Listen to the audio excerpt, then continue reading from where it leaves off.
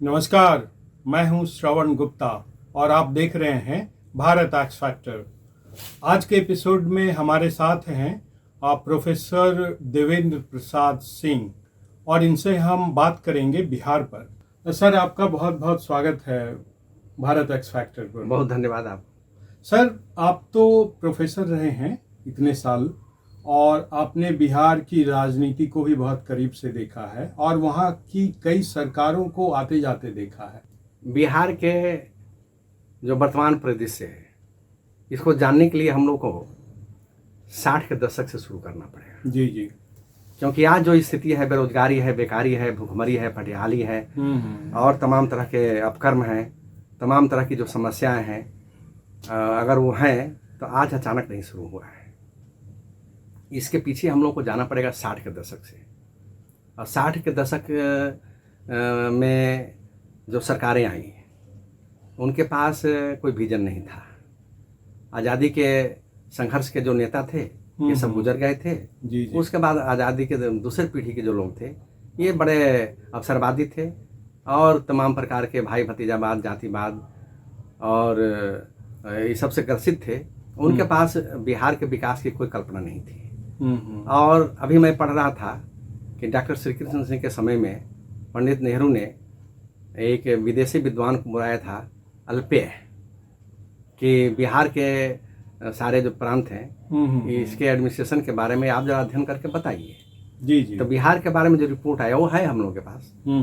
तो उसने कहा कि Bihar is the best governed state of the country. तो उस समय जब Bihar the best state of the country, administrated state of the country था और बिहार में चारों तरफ विकास के काम हो रहे थे, तमाम उद्योग बने। जी। बेगूसराय में और जो हमारा नॉर्थ वेस्टर्न बिहार है, इसमें चीनी की मिलें, नॉर्थ ईस्टर्न बिहार में पूर्णिया, कटिहार, कोसी रीजन में जूट की मिलें, कागज़ की मिलें, ये सारे मिल थे। और आपको मैं एक फैक्ट बताता हूँ कि 1930 का एक आंकड़ा है। चूँकि हम लोग भूगोल के विद्यार्थी हैं ना, तो हम लोग उद्योग के बारे में, अर्थव्यवस्था के बारे में भी पढ़ते हैं, जानते हैं कि 1930 के आसपास भारत में शुगर प्रोडक्शन का जो स्टेटस था स्टेट वाइज, उसमें Bihar was the second state sugar production after Uttar Pradesh. और भारत के कुल चीनी उत्पादन में बिहार की हिस्सेदारी लगभग 33% की थी। लेकिन आज सारे शुगर मिल बंद हो गए और जो नहीं बंद है बीमार हैं, बंद हो जाएंगे। और आज क्या है कि बिहार भारतवर्ष के शुगर प्रोडक्शन में 3% से भी कम की हिस्सेदारी रखता है। और पंजाब, जहाँ गन्ना के उत्पादन की कोई, और हरियाणा और गुजरात में भौगोलिक परिस्थितियाँ नहीं हैं, शुगर के, चीनी के उत्पादन में ये सब राज्य जो हैं बिहार से आगे हैं। आखिर ये सब कैसे हुए? तो उसी डॉक्टर श्री कृष्ण सिन्हा के जाने के बाद बिहार की औद्योगिक नीति, बिहार की शिक्षा नीति, बिहार की स्वास्थ्य नीति और बिहार के सारे विकास की जो नीतियाँ थी, ये सब ध्वस्त हो गई। क्योंकि डॉक्टर श्री कृष्ण सिंह विद्वान आदमी थे और वो बहुत पढ़ते थे और पंडित नेहरू जी भी बहुत पढ़ते थे और दोनों बड़े गहरे मित्र थे। अच्छा। तो एक बार पंडित नेहरू ने डॉक्टर श्री कृष्ण सिंह को कोई किताब दिया कि देखो श्री कृष्ण, ये नई किताब आई है, पढ़ लेना। अच्छा। तो डॉक्टर श्री कृष्ण सिन्हा ने कहा कि आपने इस किताब को कब पढ़ा? तो उन्होंने डेट बताया। तो कहा कि मैं तो 2 महीना पहले पढ़ लिया। अच्छा। तो सो आश्चर्य बात ही। और उनका लाइब्रेरी जो है श्री कृष्ण सेवा सदन मुंगेर में, मैंने वहाँ अध्ययन किया है। सारी मोटी मोटी किताबें और सारे पर उनके पढ़े हुए रेड ब्लू जो पेंसिल उस समय आती थी, उससे मार्क किए हुए। तो इतना विद्वान थे, इतना उनके पास फोरसाइट था। और जहाँ तक आज के जो बुद्धिजीवी हैं, इनकी बड़ी भारी भूमिका है बिहार की दुर्गति में। अच्छा। उस समय का एक एग्जाम्पल आपको मैं बताता हूँ। मैंने पढ़ा है क्योंकि हम तो पढ़ते रहते हैं ना, कि पटना यूनिवर्सिटी के कोई भाई चांसलर थे और डॉक्टर श्री कृष्ण सिन्हा से उन्होंने समय मांगा कि मैं पटना विश्वविद्यालय की कुछ योजनाओं के बारे में आपसे विचार करने के लिए आपका समय चाहता हूँ। आप कब देते हैं, मैं आऊँगा। जी जी। तो डॉक्टर श्री कृष्ण सिन्हा ने कहा कि आप पटना यूनिवर्सिटी के वाइस चांसलर हैं, आप मेरे पास आइएगा कि मैं आपके पास जाऊँगा। तो श्री बाबू उस वाइस चांसलर के पास गए और खुद चल के गए। अच्छा। और आज के जो बुद्धिजीवी हैं, देखिए कटु बात है, हम भी प्रोफेसर हैं, मेरे बहुत सारे मित्र वाइस चांसलर भी बने, लेकिन आज के वाइस चांसलर मंत्रियों की चमचागिरी करते हैं। और आज के जो इंटेलेक्चुअल हैं, सो कॉल्ड इंटेलेक्चुअल, इनको कोई पद मिल जाए, कोई पोस्ट मिल जाए, इसके लिए और छोटे छोटे जो पॉलिटिकल वर्कर हैं उनके भी खुशामद करते हैं। मैं बहुत सारे उदाहरण मेरे पास हैं, लेकिन अभी उचित नहीं है। तो बिहार के दुर्गति में जो बिहार उस समय the best governed state of the country and the most industrialised state of the country, और Patna university was known as the Oxford of east. और वहाँ पर आज गोलियाँ चलती हैं, वहाँ के हॉस्टल में बम पकड़े जाते हैं। और वहाँ के जो प्रोफेसर हैं, ये किसी न किसी पद के लिए, किसी न किसी का, तो पॉलिटिशियन जो लोग हैं उनका काम है पॉलिटिक्स, लेकिन बुद्धिजीवियों का काम क्या काम है।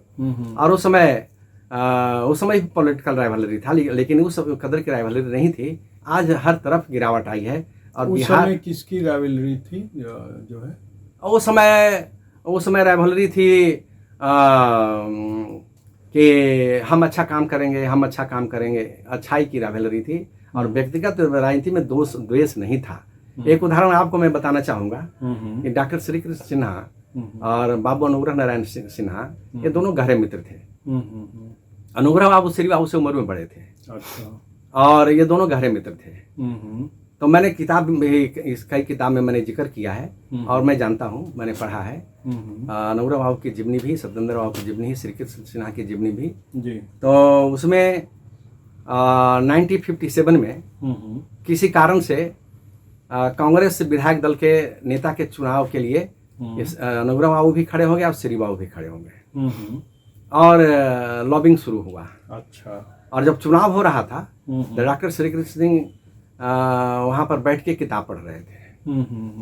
तो उनको लोगों ने कहा कि वोटिंग हो रहा है और इतना किन कंटेस्ट है, आप चुनाव अपना वोट देने क्यों नहीं जा रहे हैं? श्री बाबू ने कहा कि मैं अगर अपने वोट से जीतूंगा तो मैं क्यों वोट दूंगा? अगर सारे लोग मेरे विरोध में हैं और सिर्फ एक वोट से मैं जीतने वाला हूँ, तो मैं वैसा जीत नहीं चाहता हूँ। चुनाव हो गया। अच्छा। और बहुत राइवलरी था, किन कंटेस्ट था, और दोनों तरफ के जो मीडियोकर लोग थे, ये लड़ाई को प्रज्वलित करने में लगे हुए थे। तो जब चुनाव हो गया तो डॉक्टर श्री कृष्ण सिन्हा ने उनको टेलीफोन किया कि बाबू साहब, चुनाव तो खत्म हो गए, अब आप तो चुनावी आंकड़ों के बड़े जानकार हैं, अब बताइए चुनाव जीत कौन रहा है? अगर आप चुनाव जीत रहे हैं तो काउंटिंग की क्या जरूरत है?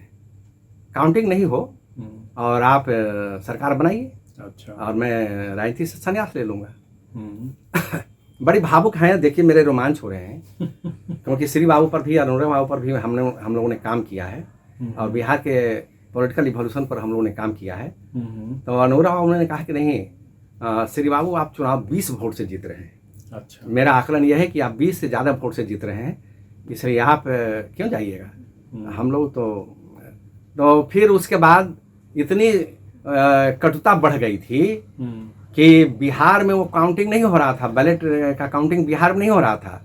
तो उस समय तूफान मेल चलती थी, कोई गाड़ी तूफान की गति से चलती थी। तो उसी से बैलेट बॉक्स, और दिल्ली में कांग्रेस का सेंट्रल कार्यालय में उसकी गिनती होनी थी। अच्छा। तो अनुग्रह बाबू को जो लगा कि डॉक्टर श्री कृष्ण सिंह चुनाव जीत ही रहे हैं, तो काउंटिंग की क्या जरूरत है? अच्छा। और उनके लड़के जो थे श्री बाबू के बहुत प्रिय थे, वो भतीजे थे, अपने भतीजे जैसे। और डॉक्टर सत्येंद्र श्री कृष्ण सिन्हा ने पहला बार एमपी का टिकट सत्येंद्र बाबू को दिया था। अच्छा। 1952 में। और अनुग्रह बाबू विरोध कर रहे थे कि मेरे बेटे को टिकट मत दो। कहा कि नहीं, ये आपका बेटा नहीं है, ये आज़ादी का लड़ाई का सेनानी है, मैं टिकट दूंगा। ये प्रेम था। अच्छा। तो सत्येंद्र बाबू के देख रेख में वो बैलेट बॉक्स तूफान मेल में चढ़ के जा रहा था। हाँ। उन्होंने टेलीफोन किया अलीगढ़ के स्टेशन मास्टर को। अच्छा। कि अगर ट्रेन अलीगढ़ में नहीं पहुंची है तो ट्रेन को वहाँ रोको और सत्येंद्र बाबू से मेरी बात कराओ। कि अब काउंटिंग नहीं होगा। देखिए मैं थोड़ा भावुक हो रहा हूँ उस पल को याद करके और आकलन करके कि पॉलिटिकल राइवलरी में लोग थे, लेकिन उसके बाद भी कितना प्रेम था, आपस में विश्वास था। तो अलीगढ़ के स्टेशन मास्टर ने कहा कि ट्रेन तो यहाँ से क्रॉस कर गई है, अच्छा कर गई है, हाँ अब आगे बढ़ गई है, तो अब तो नहीं होगा। तो काउंटिंग हुआ और श्री बाबू जीत गए। अब एग्जैक्ट नंबर नहीं याद है, लेकिन अच्छी खासी संख्या में बहुत से जीत गए। किस चीज का चुनाव था बाय द वे? कांग्रेस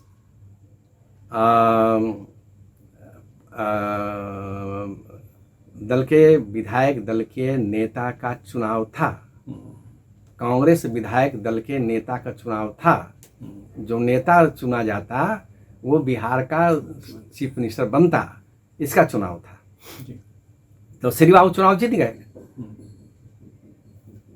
अनुग्रह बाबू ने उनको टेलीफोन किया कि आप चुनाव जीत गए, मैं आपको बधाई देने आ रहा हूँ।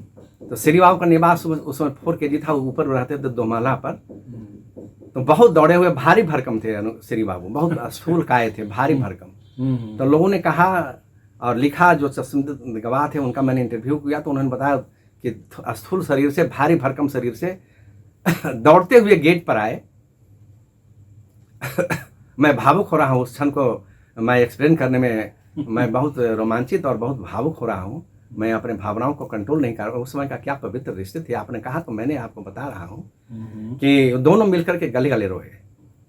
और लिखने वालों ने कहा कि जो मलबा, जो शिकायत थी दोनों तरफ से, आंसू में बह गया। और श्री बाबू ने कहा कि बाबू साहब, मैं तो चीफ मिनिस्टर हो गया, लेकिन सरकार का गठन आपके लिए कौन मंत्री बनेगा, किसको कौन पोर्टफोलियो मिलेगा, वो आप तय कीजिए। This the height of political friendship and political rivalry. आज क्या है, पॉलिटिकल मर्डर होता है, और अपने साथी के गला काटने के लिए, जो कल तक साथ में खड़ा था, उसको जेल में डालने के लिए, उसको फंसाने के लिए आज लोग साजिश करते हैं। और उस समय ये हाइट था कि अनुग्रह बाबू को श्री बाबू ने टेलीफोन किया कि बाबू साहब, आप तो चुनावी आंकड़ों के बहुत बड़े जानकार हैं, आप बताइए कि कौन चुनाव जीत रहा है। और श्री बाबू ने कहा कि मैं अपने वोट से जीतने वाला हूं, तो मैं वोट नहीं दूंगा, हारना कबूल करूंगा। और उन्होंने कहा कि नहीं, आप जीत रहे हैं।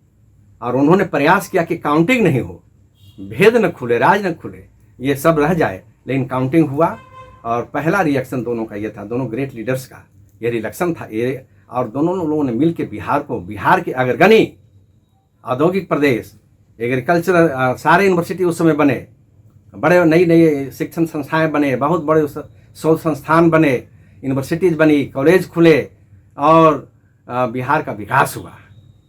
और आज बिहार इंडस्ट्रियल मामले में बिहार का one of the leading state था, एडमिनिस्ट्रेटिव मामले में लीडिंग स्टेट था, एजुकेशन के मामले में लीडिंग स्टेट था। आज सब कहाँ गुम हो गया, क्यों गुम हुआ? बड़ा अच्छा आपने जिक्र किया। आज के संदर्भ में ये काफ़ी इंटरेस्टिंग भी है और मायने भी रखता है, क्योंकि आप पिछले 40-50 साल से बिहार की राजनीति को देख रहे हैं और आपने पटना में एज अ प्रोफेसर पढ़ाया है वहाँ बच्चों को, मगध यूनिवर्सिटी से भी आप जुड़े रहे हैं। तो ये सारी बातें आपकी बड़ी इम्पॉर्टेंट है और आपसे आगे जो है बिहार के बारे में और राष्ट्रीय परिदृश्य में बिहार की क्या भूमिका थी, है और रहेगी, इस पर बात होती रहेगी। तो आज के लिए आपसे विदा लेंगे। आपका बहुत बहुत धन्यवाद।